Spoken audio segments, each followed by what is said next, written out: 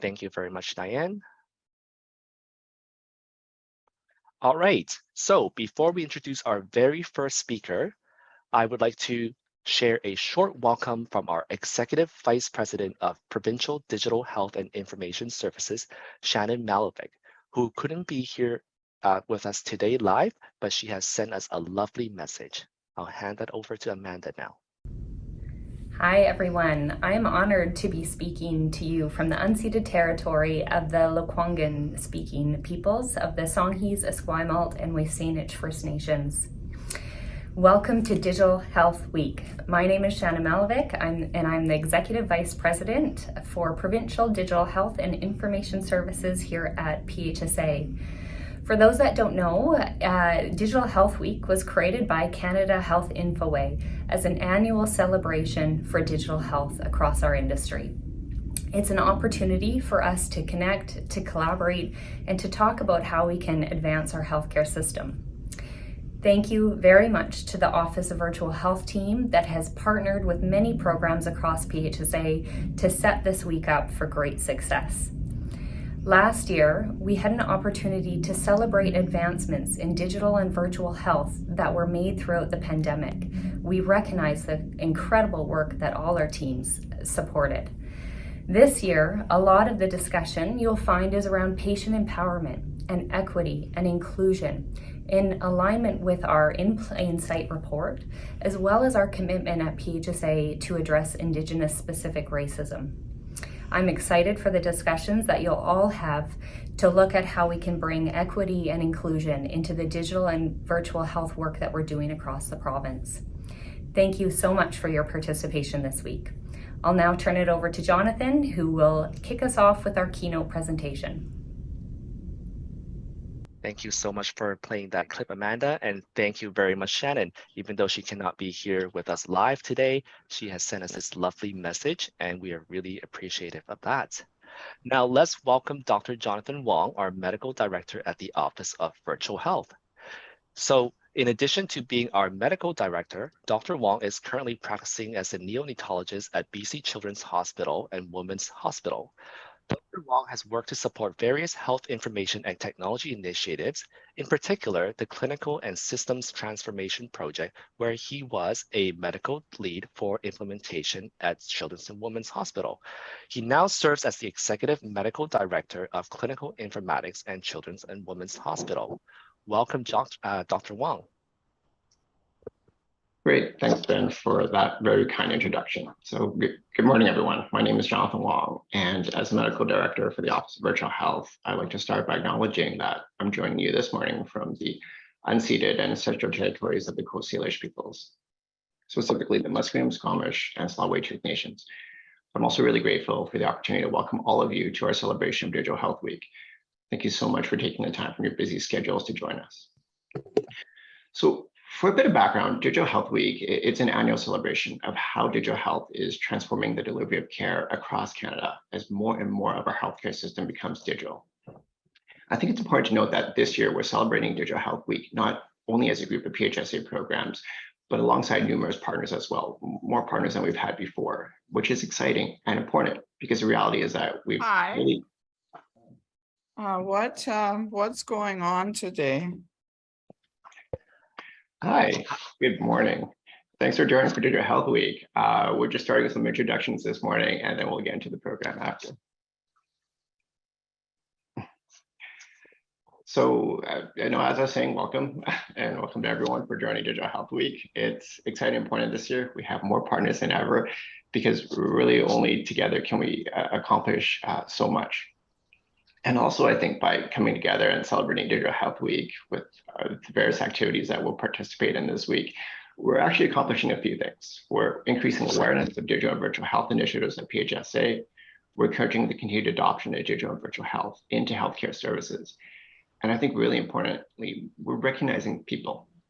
We're recognizing people who work so hard, especially those behind the scenes, to ensure that people living in BC have access to these digital and virtual solutions. So thank you to everyone who's joined us, and thank you to everyone who has been working hard in this area. It was mentioned, but I'd just like to highlight some of the teams who've been collaborating on activities to celebrate this week. They include the Digital Health Strategy Office, Office of Virtual Health, BC Children's Hospital Research Institute, and the Women's Health Research Institute. I'd also like to highlight some of the amazing partners that we've had from across PHSA and other health authorities that will be participating.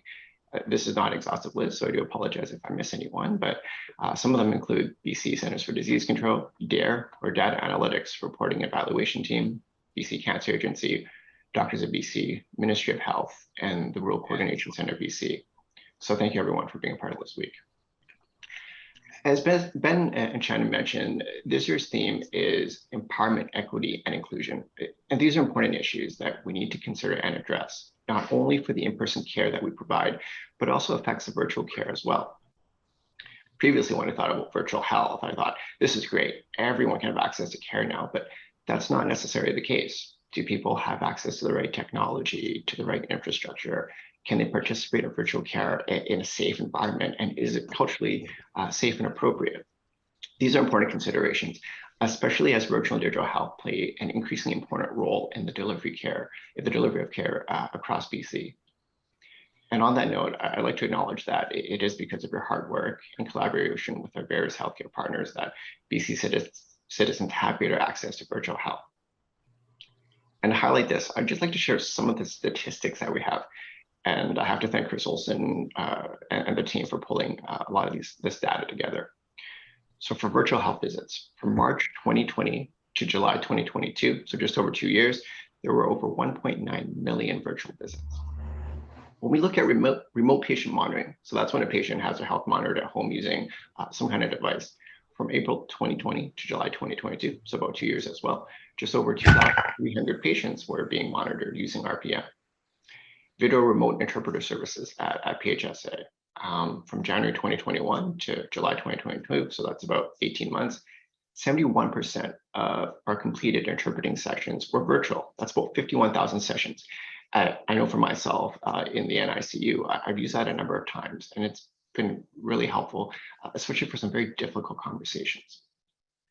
More recently, when we look at clinical digital messaging, so that's text messaging between clinics, patients, or clients, it's currently being used across 13 clinical areas at PHSA. And from about a 6 or 7 month period in 2021, over 15,000 text messages were sent between patient, staff, and automated chatbot. This year, the teams worked hard with partners to launch toxic drug and health alerts. These are text message alerts for people who have subscribed to receive them. We've all heard about how the opioid crisis has affected our healthcare system, our communities, patients, and families. This year, just over a few month period from about May to September, over about 6 toxic drug alerts were sent to over 600 subscribers in the province, and that continues to be rolled out. So these are just a few examples of how digital and virtual health are increasing accessibility to care for people in BC, and how through this work, we're engaging and supporting clinicians to provide care in new ways. Throughout this week, you'll see our partnerships featured in some of the presentations as well. So when I take a step back to think about all this work, I think we've really shown how we're able to rapidly come together to respond to the needs of the community and clinicians. And really, there is no limit to our ability to innovate together. I think that we're really only scratching the surface of what's possible with virtual health. And I'm pretty sure we're all excited to work together to improve patient care and outcomes through virtual health. So with that, I'm going to stop rambling now and welcome you once again to Digital Health Week.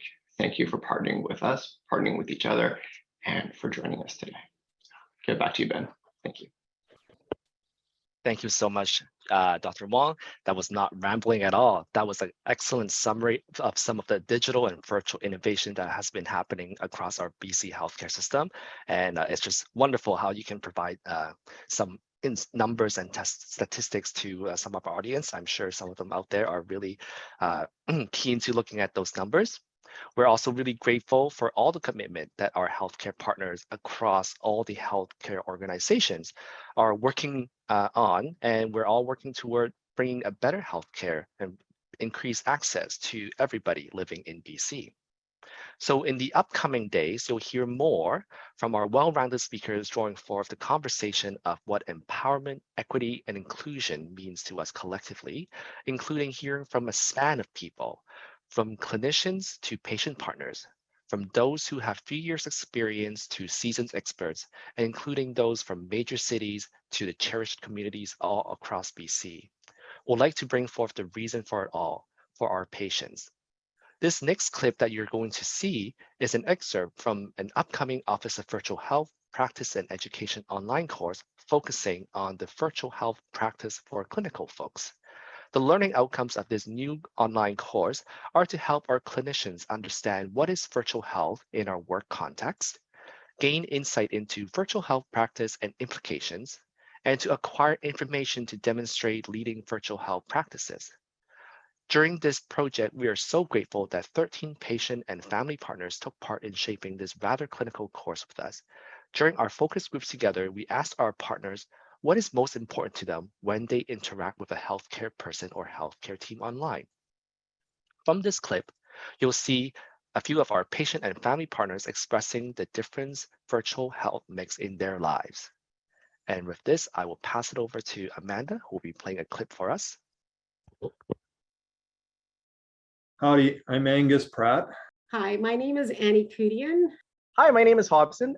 Hi, my name is Pam. And I'm a patient partner with BC Cancer. And I am a family partner. And I'm a patient partner. And I'm a patient partner. From a physical fitness perspective, I had been trying to connect with local groups, the YMCA, and some of those sorts of things, and finding somebody who was cancer aware, an oncology aware physical education program, I just couldn't find anything. And I had had surgery and I had compromised lungs, and I wanted to be sure that whoever was training me knew those things. I have rheumatoid arthritis, and the past 2 years, it's been virtual with my rheumatologist. And it's been great. He's got my back. I know that. So that's how I feel about my son's healthcare providers too, that I can reach out to them and set up a time that we mutually agree. I find online has been even better than in person. I feel more comfortable when I'm sitting in my own home, and I mean, my therapist is amazing, but I'm able to really open up, and I'm in my element where I'm comfortable at home. So I'm kind of more comfortable just, speaking openly and really being able to be open with, our own health information and having access to it, understanding it, being able to actually sit there alongside your practitioners and actually have a discussion rather than just wait to have a nurse and a doctor tell you what's going on and what needs to happen from here.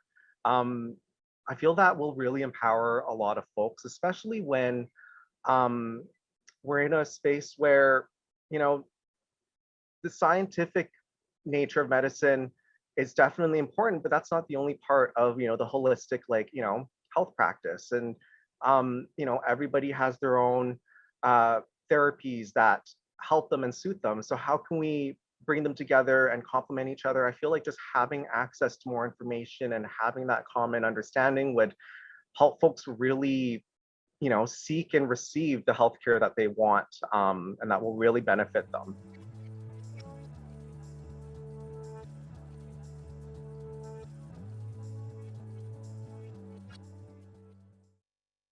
Thank you very much, Amanda, for playing that clip for us. I hope you have all enjoyed seeing those beautiful faces as much as I did.